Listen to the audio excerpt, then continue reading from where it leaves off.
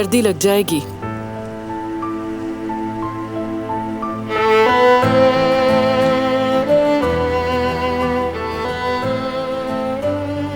अब तक नाराज है वो? हाँ, नाराज है। कस्में खा रही है कि नहीं मानेगी, मगर दिल तो तुम्हारे ही पास है उसका। ये सोचकर परेशान हो रही है कि तुम्हें ठंड ना लग जाए।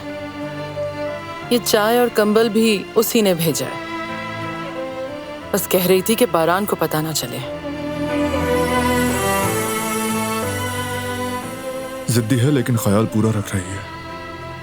उसे एहसास है तुम्हारा। वो समझती है कि तुमने उसे नहीं समझा, और उससे बस यही बर्दाश्त नहीं हो रहा। इंसान को सबसे ज्यादा जिसकी तलब होती है वो ये है कि उसे समझा जाए।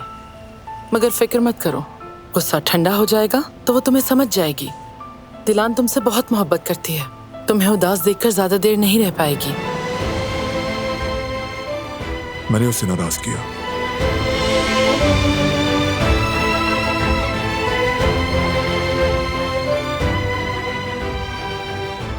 वो फिर भी केयर करती है। जिसे ठेस पहुंचाने से डरता था उसी को हर्ट कर दिया, इतना दुख देकर। जो दिल मोहब्बत से टूट जाए उसे फिर वही मोहब्बत जोड़ती है।